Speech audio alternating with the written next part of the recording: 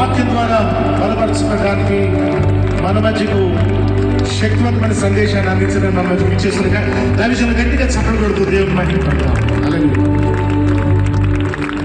ప్రభు పేరుకు మీ అందరికీ షలోం. బాగున్నారండి? బాగున్నా ఉన్నవారు గట్టిగా చప్పట్లు కొడతారా?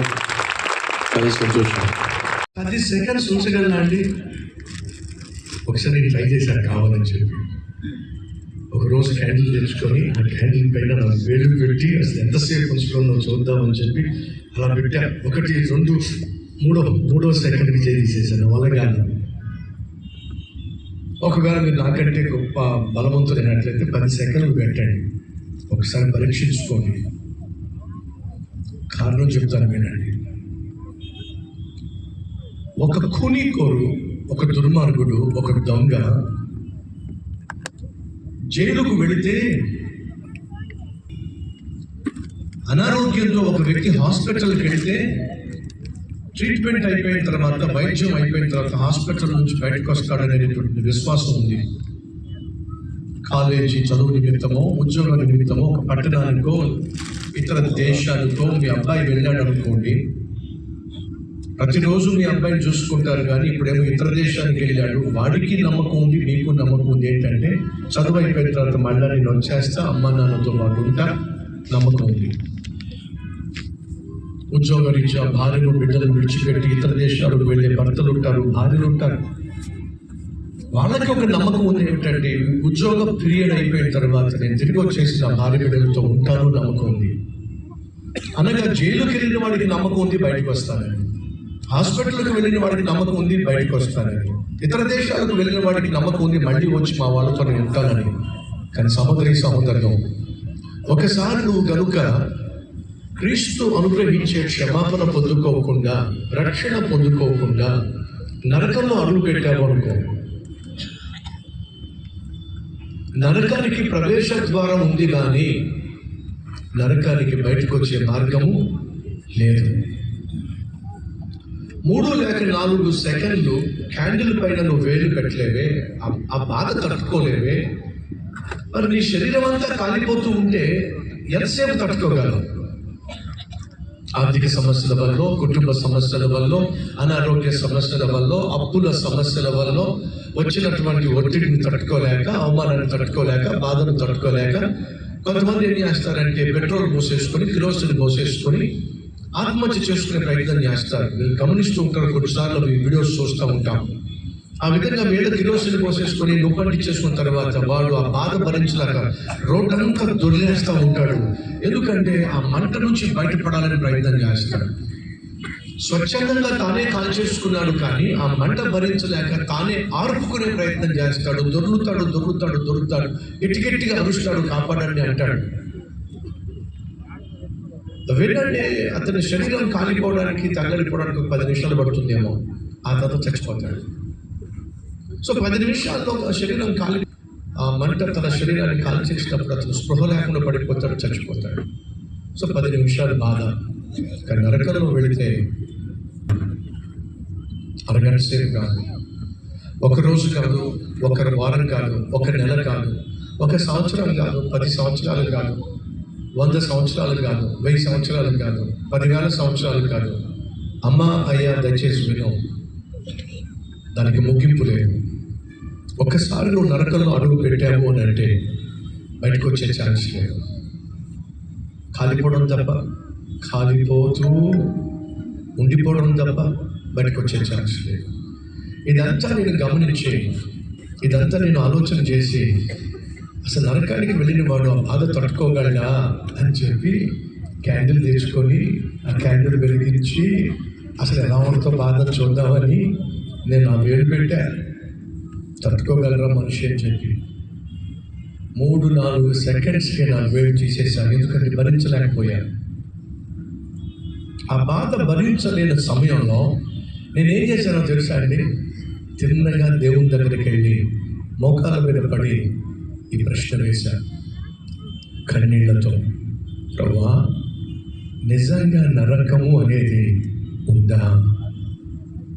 నిజంగా నరకము అనేది ఉందా? ఏంటయ్యా, మనిషి చేసిన పాపాల నిమిత్తం చేసిన తప్పుల నిమిత్తం తనకు శిక్షగా నరకం అనేది ఉన్నట్లయితే, ఒకసారి నరకంలో అడుగు పెడితే బయటకు వచ్చే ఛాన్స్ లేదే. రిపోర్టర్ కావచ్చు, ఫిలిపోస్టే పోవాల్సింది, ఇంటర్వ్యూ చేస్తున్న ఫిలిపోస్టే పోవాల్సింది, ఎవరైనా సరే.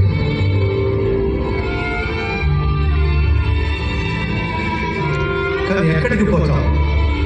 పాతాళానికా, పరలోకానికా? పడుకోవాలి.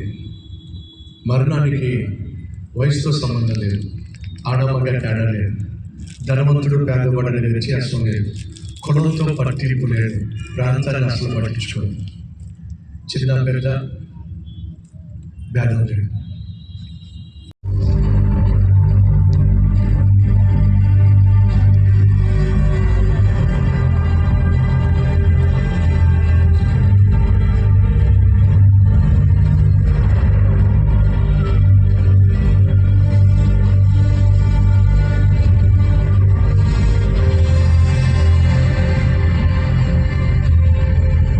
సెకండ్ కింద నరకానికి వెళ్తున్నారు. ఎలా? అదిగో అలా.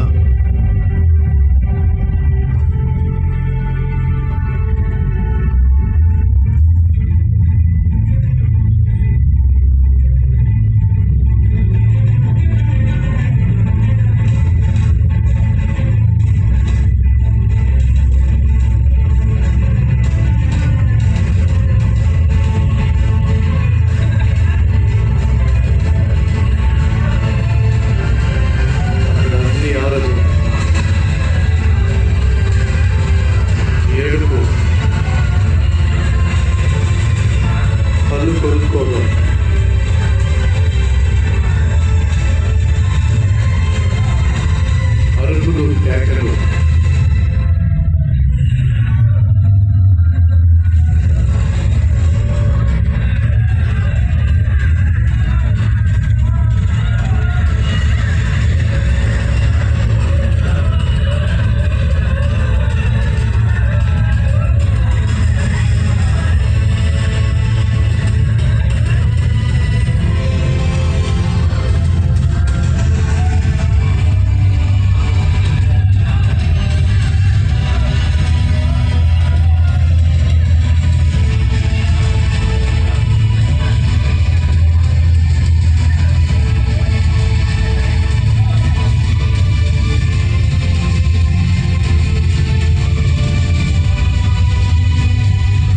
మరణిస్తే ఎక్కడికి వెళ్తాం? పాతాళానిక, పరలోకానిక? ఈ రాత్రి ఖచ్చితంగా నిర్ణయం తీసుకోండి. 38 సంవత్సరాలు పడి ఉన్న వ్యక్తిని యేసుక్రీస్తు క్షణంలో బాగు చేశాడు. ఆ తర్వాత అతడు ఎక్కడికి వెళ్ళాడో చెప్పండి. చూద్దాం రండి, బైబిల్లో ఉంది. యోహాను సువార్త 5వ అధ్యాయం 14వ వచనం. అటు తరువాత యేసు దేవాలయం, సినిమా హాల్లోనా, క్లబ్లోనా, ప్యాకెట్లలోనా, కోడి పందాల దగ్గర, బ్రాందీ సీసాల, సారాయి సీసా అడుగుతున్నా, ఎక్కడ కనిపించాడు? బాగుపడిన వాడు ఎక్కడ కనిపించాలి? ఏంటి చెప్పండి? దేవుని మందిరములో కనిపించాలి. ఈరోజు చేయి చూపించిన సహోదరి, సహోదరుడా, ఇది మొదలుకొని నువ్వు ఆత్మీయంగానే జీవించాలి. దేవుడు నీ ఆత్మను భద్రపరిచాడు. పరలోకంలో నీ ఆత్మను దేవుడు నువ్వు చేసిన ప్రార్థనను బట్టి భద్రపరిచాడు. కాబట్టి నువ్వు భూమి మీద భద్రంగా జీవించాలి. ఆది యందు వాక్యము, వాక్యము దేవుని వద్ద ఉండెను, వాక్యము దేవుడై ఉండెను. ఆ వాక్యమే కృపా సత్య సంపూర్ణునిగా మన మధ్య సంచరించను. ఆ వాక్యమే ప్రభు అయిన యేసుక్రీస్తు. అందరికీ ప్రైజ్ తలాడండి. ఈరోజు డే 3 మీటింగ్ అటెండ్ అయ్యాము. చాలా బ్లెస్సింగ్ అనిపించింది.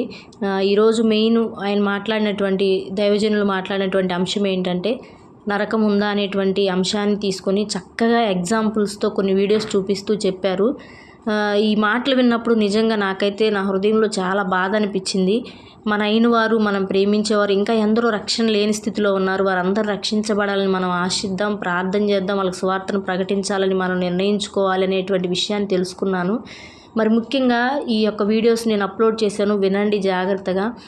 మన జీవితంలో మనకి మరణం అనేది ఎప్పుడు వస్తుందో తెలీదు, దేవుని పిలుపు ఎప్పుడు వస్తుందో తెలీదు. మన పరిస్థితులన్నీ కూడా బాగున్నాయి అన్నట్టే అనిపిస్తుంది, కానీ ఈ లోకంలో ఇప్పుడు జరుగుతున్న పరిస్థితులన్నీ కూడా అలాగున్నాయి. ఎవరు ఎప్పుడు చనిపోతున్నారో తెలియని పరిస్థితుల్లో ఉన్నాము.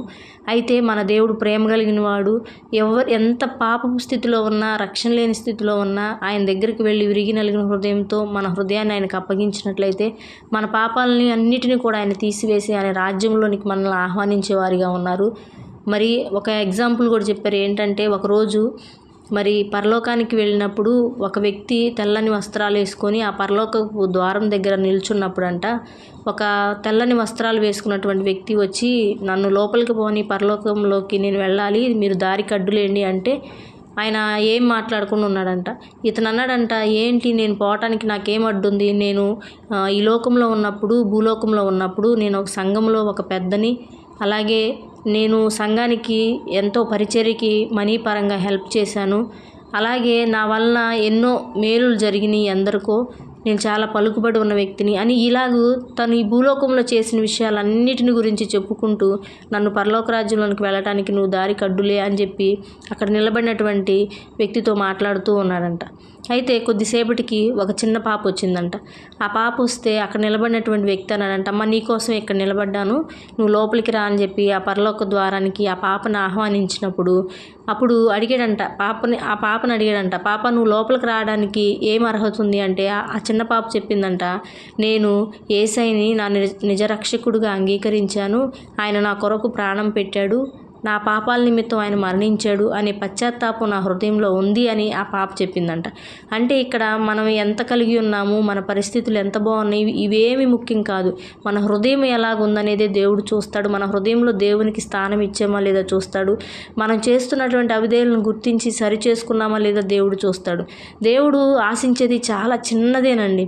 ఈ లోకంలో ఎందరో ఏదేదో ఆశిస్తారు. దానన్నిటికీ మనం కొంచెం పే చేయాలి, మనీ ఇవ్వాలి, లేదా వాళ్ళ ముందు వేషధారులుగా నటించాలి, లేదా వాళ్ళ కోసం వాళ్ళకి నచ్చినట్టు బ్రతకాలి, మనకు నచ్చినా నచ్చకపోయినా. ఇలాగ లోకంలో అనేకమైన పరిస్థితులు ఉంటాయి, కానీ దేవుడు అదేం అడగట్లేదు. మనం ఉన్నట్లుగానే ఉండమంటున్నాడు. కానీ మన హృదయంలో లోకంలో ఉన్నటువంటి పాపాన్ని, ఈ లోకంలో ఉన్నటువంటి చెడు వ్యసనాలని విడిచిపెట్టి మంచిగా బ్రతకమని చెప్తున్నాడు. దేవుడేమి ఎదుటోళ్ళ దగ్గర ఆశించి బ్రతకమనట్లేదు, కీడు చేయమని చెప్పట్లేదు. మనం ఉన్నట్లుగానే మనం ఉంటూ మన హృదయంలో ఈ లోకంలో ఉన్నటువంటి దుర్వ్యసనాలకి, పాపానికి చోటు ఇవ్వకుండా పరిశుద్ధంగా బ్రతకమని దేవుడు చెప్తున్నాడు. అలాంటి పరిశుద్ధత కలిగినటువంటి ఆ దొంగను చూశారు కదా, దేవుని పక్కన సిలువ వేయబడినప్పుడు అతడు ఎంతో దౌర్భాగ్యపు స్థితిలో ఉండి సిలువ వేయబడ్డాడు. కానీ కొంచెం సమయమే అతనికి ఉంది. ఆ కొంచెం సమయంలో తన హృదయాన్ని దేవునికి ఇచ్చినప్పుడు దేవుడు వెంటనే ఆయన జ్ఞాపకం చేసుకున్నాడు. నా జీవితాల్లో దేవుడు ఇంకా సజీవులుగా ఉంచుకుంటూ వస్తున్నాడు అంటే దేవుడు ఖచ్చితంగా నిన్ను పుట్టించిన పర్పస్ దేవునికి ఏదో ఉంది. నువ్వు ఇంకా ఇప్పటికీ సజీవుడిగా ఉన్నావంటే ఒకవేళ దేవుడు నిన్ను కూడా తన కొరకు ఏర్పరచుకొని ఉంటాడనే సత్యాన్ని ఎరిగి రక్షణ పొంది మరి ఆ ఆత్మీయ జీవితాన్ని కొనసాగించే వారిగా ఉందాము. అలాగే ఈ మాటలు వింటున్నటువంటి మరి అందరూ కూడా మీ జీవితాల్లో దేవునిలో మీరు స్థిరంగా నిలబడి అనేక మందిని ఇంకనూ మారు మనసు లేని వారి కొరకు ప్రార్థిస్తూ మనవంతుగా దేవుని యొక్క కృపను అనేక మందికి పంచుకుంటూ దేవుడే మన కొరకు ఈ లోకానికి వచ్చాడు, ఆయన నిజ దేవుడు, మన కొరకు ప్రాణం పెట్టాడనే సత్యాన్ని మనవంతుగా అనేక మందికి ప్రకటిద్దాం. మరి ఈ మాటలు దేవుని కృపలో ప్రతి ఒక్కరికి ఆశీర్వాదకరంగా ఉంటాయని ఆశిస్తూ దేవుడు ఈ కొద్ది మాటలు దీవించి ఆశీర్వదించును గాక. ఆమేన్.